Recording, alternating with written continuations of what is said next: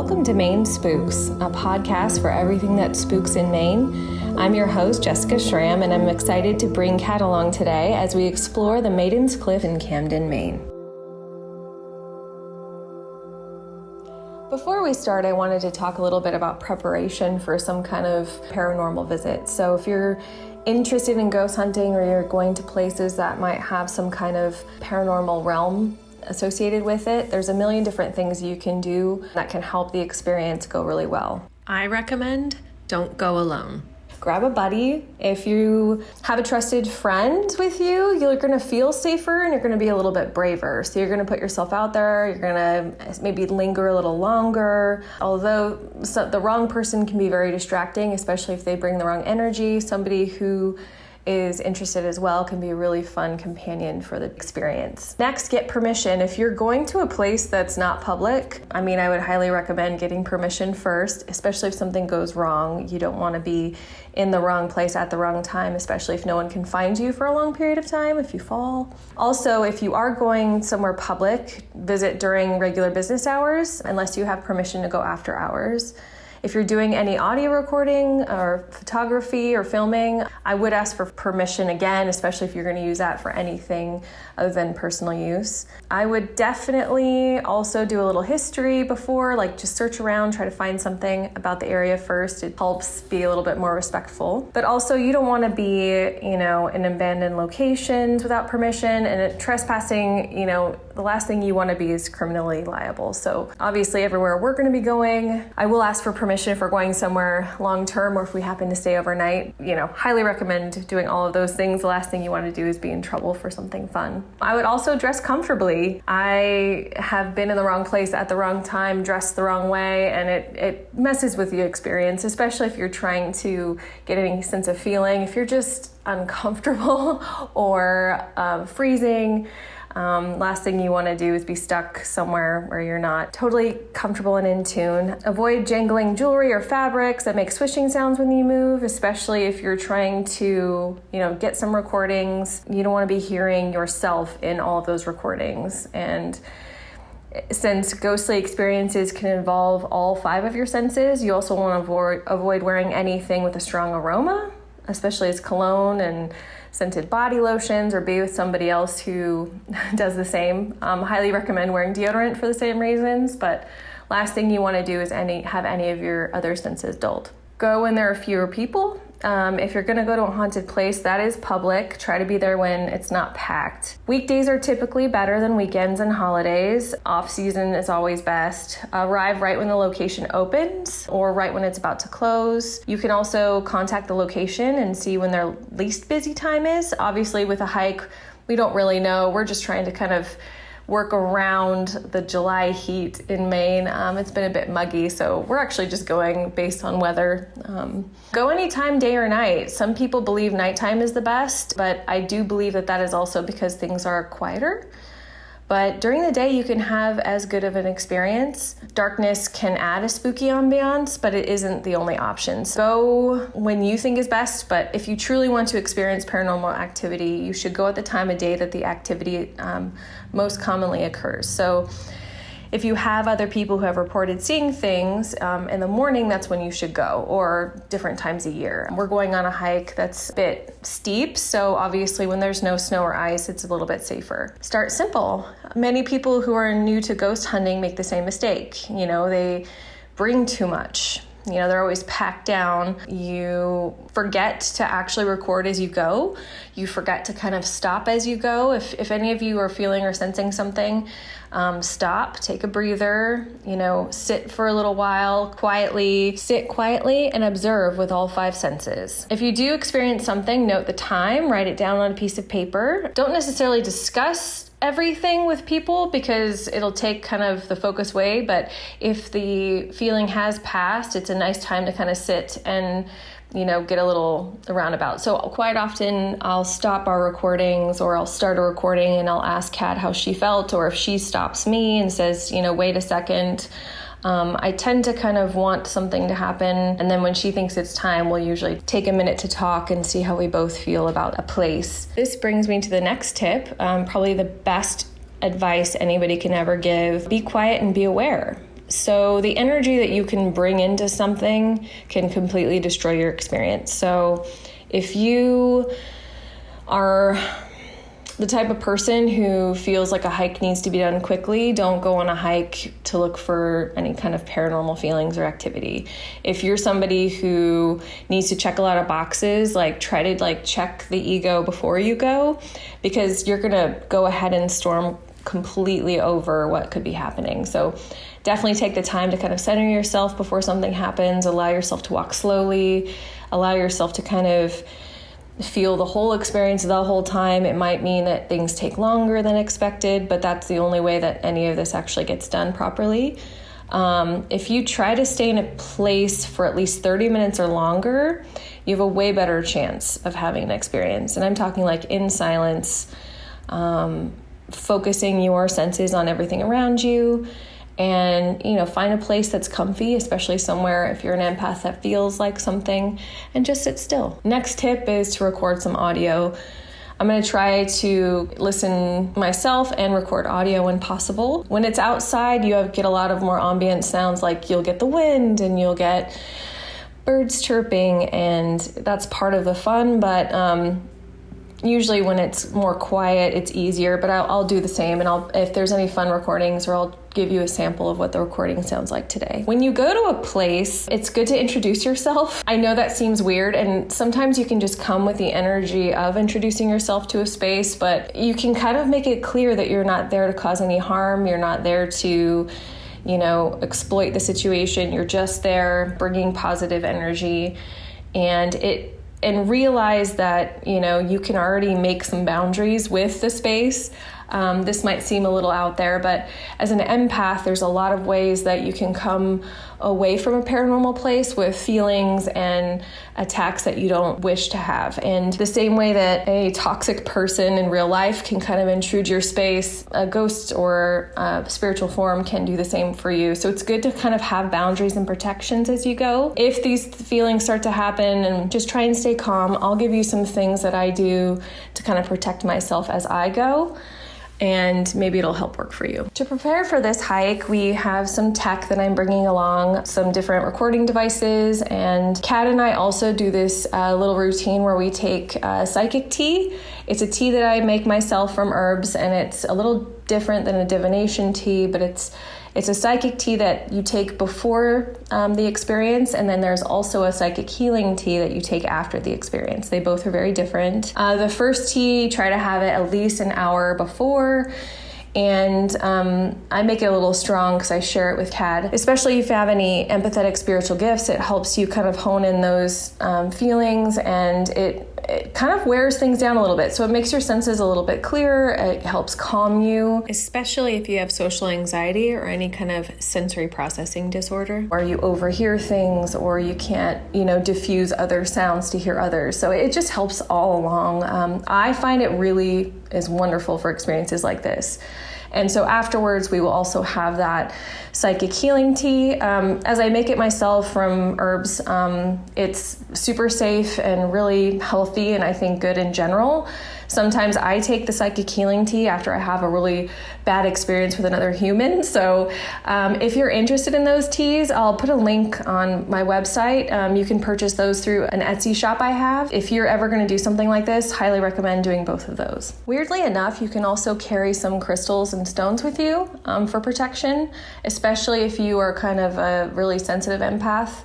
If you're going to a place that where you can be encroached on a little bit emotionally and spiritually, I would highly recommend having these. Here's a few that I recommend. Peridot. Some mediums and paranormal investigators believe that a ghost presence can dramatically shift a mood in a room. So with peridot around your neck, especially, you might not feel that influence as intensely. Shungite, along with obsidian and onyx. I love obsidian, so I always have it, but it's a dark crystal that's renowned for its protective qualities. It will deflect external sources of bad vibes, so you can also wear it in everyday life. Smoky quartz. It should be a top pick for safety. It always helps with tranquility and strength and bravery. Jet. It has the ability to safeguard its users against negativity and even curses. And it's also said to help ground the user where they are on Earth. So if they're feeling kind of pulled in a spiritual direction, or maybe things are getting a little bit, especially if the paranormal experience you're having is more powerful than your own, it can unground you. So it's nice to have something to kind of set you where you are. Amethyst, which is a weird choice, but there's reasons. It helps the user reconnect with their imagination and intuition. And when used in tandem with a protective stone, it can help provide the support and sense of openness the user may need to safely sense any ghost presence around them. So it's kind of one of those things where if you close yourself off too much, if there's too much protection, it'll also kind of limit your openness to the experience. So there's always that nice give and take, something to help you open you up, which is why I use the tea as well, and then also things that can kind of protect you. Kat and I also speak these words every time we kind of go into an area, and they're words of friendship, but it's also a protective kind of, it's my way of saying, here we are, here's what I'm bringing, and here's my intentions, and I come from a good place. So these are the words we use. You can make your own, but if you want to use these words as well, they're really powerful and they help us. The shield of protection, I carry it strong. No ill wishes or trouble can come along. You cannot harm me or weaken my soul. My light is my weapon and peace is my goal. To start the day off, we were heading down to Camden. We live on the central coast here of Maine, so it's been kind of fun to explore one way or the other. So we're actually heading down south, and it's not too far of a drive, which is kind of great. Camden is a beautiful town close by, and it has a lot of amenities. We're going to start off by going to the Lincolnville General Store. And as we were looking for homes in Maine, Lincolnville is actually one of those prized locations. And there was this cute house we were looking at in the little forest area, but we were quite struck by the Lincolnville General Store. It's a very cute place if you want to stop for a snack and just check out what kind of fun, eclectic foods they have. They are always changing their offerings, and they have incredible variety of different foods from all over, and they have some nice local wines and cheeses, and they can make sandwiches and some other hot foods there. But we stopped there on our way, so I'll also show a picture and have a location of that place if you'd like to start your day off like we did at the Lincolnville General Store. To access the trail, you're going to look at the parking lot where the old Barrett farm once stood. There's a path from Route 52 up towards Maiden's Cliff, so we're going to take the direct route and we're going to see what we can see. As we drive to the trailhead, we are reminding ourselves of why we're there. So we took a moment to read out loud a story from a newspaper. On May 6, 1862, a young girl fell from that spot. No one is sure exactly why she fell, but the correct version of the accident is taken from the Camden Herald in 1915. The young girl's sister gave the information as she had also climbed the mountain that day. This is the quote from the Camden Herald. My father's name was Zadok French, and I was the eldest of 12 children. We lived at Lincolnville Beach, but we called it French Beach at the time. That day, myself and the school teacher, Mrs. Hartshorn, were getting ready to drive to Lincolnville Center to see some friends, when little Eleonora coaxed her mother to let her go with us. After dinner, a young man, Randall Young, invited us to go up to the mountain, and the four of us climbed Maguntacook from the Lincolnville side. We did not realize we were over the boldest cliff on the rock until Mr. Young had told us so, and he said he would find us a big rock and roll it down over. While he was looking for a rock, Mrs. Hartshorn and I were sitting down, and little Eleonora was rambling around us. I remember exactly how she looked. Her hat had blown off, and with it, the net, and when I last saw her, she was sitting on a rock near the edge of the cliff, putting on her net. As I turned to speak to Miss Hartshorn, I heard a scream. I looked where Eleonora had been sitting, and she was gone. We were dazed for a moment, and then ran to the edge of the cliff, but could not get near enough to look over.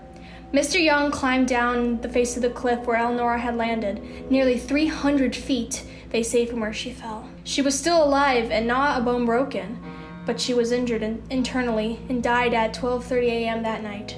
I do not know how my sister came to fall. I shall always think of that puff of wind that took her hat, and she fell over going over it.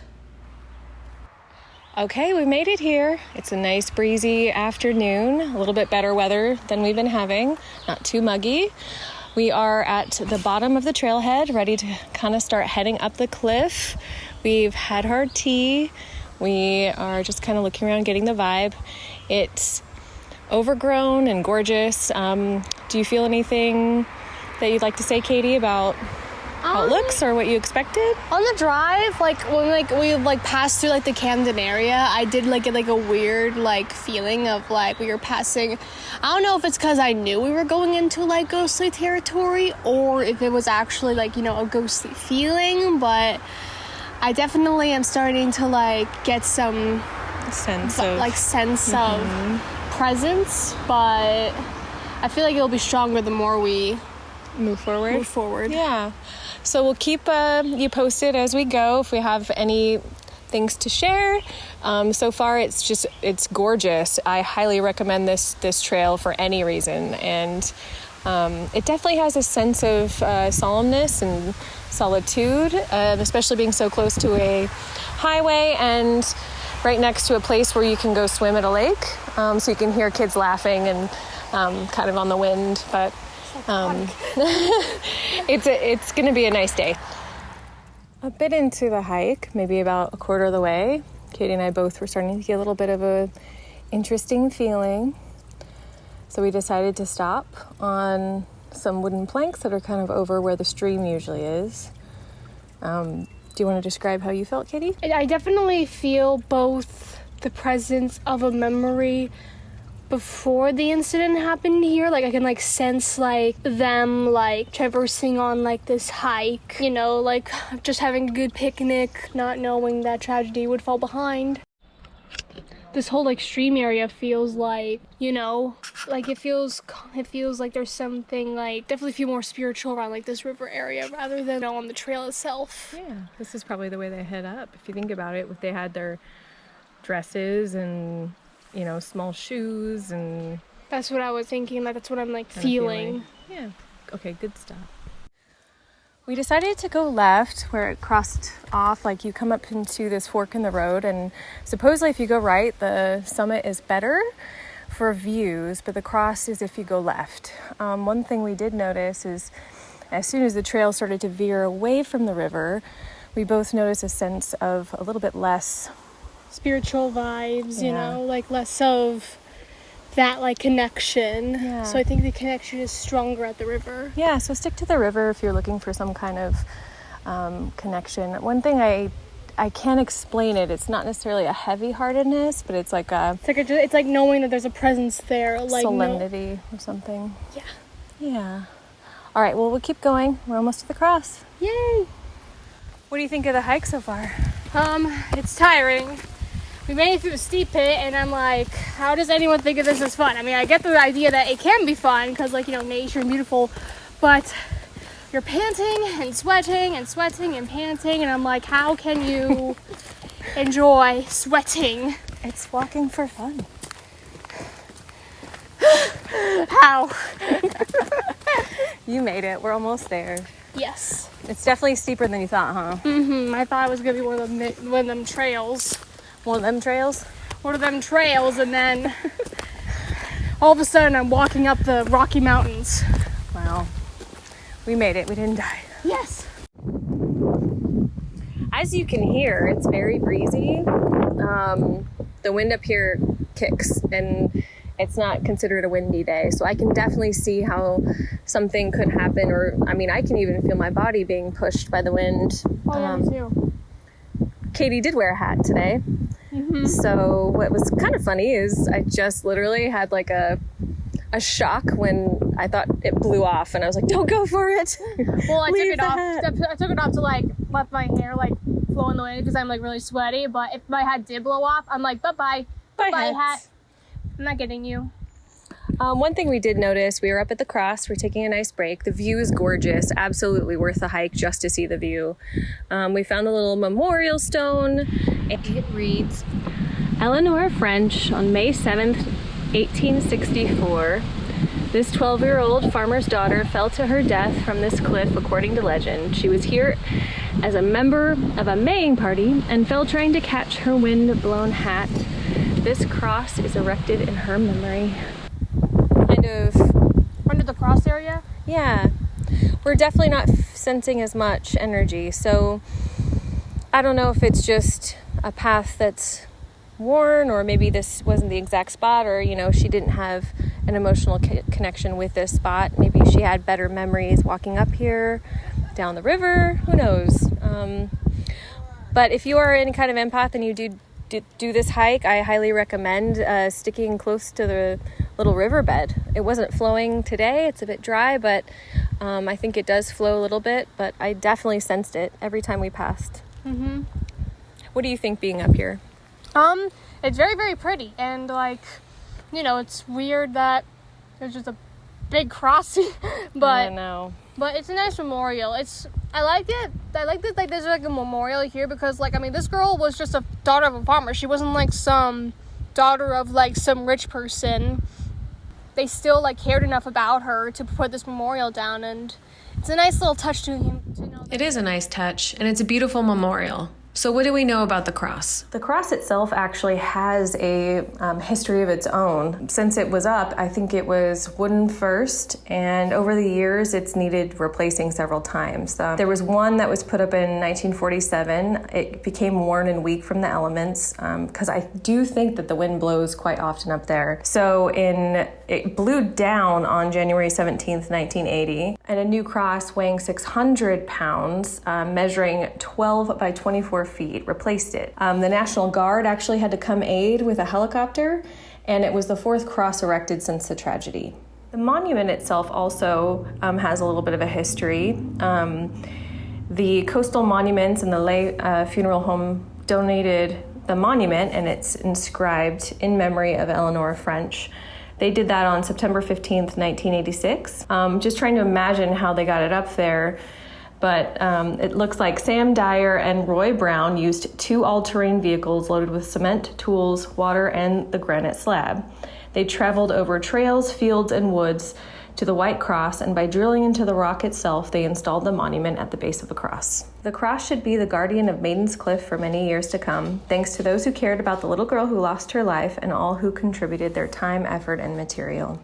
Our hike down went quickly. We were excited to see Eleanor French's gravestone at the French Cemetery in Lincolnville, and we were also kind of ready to get a bite to eat and put our feet in the cold water.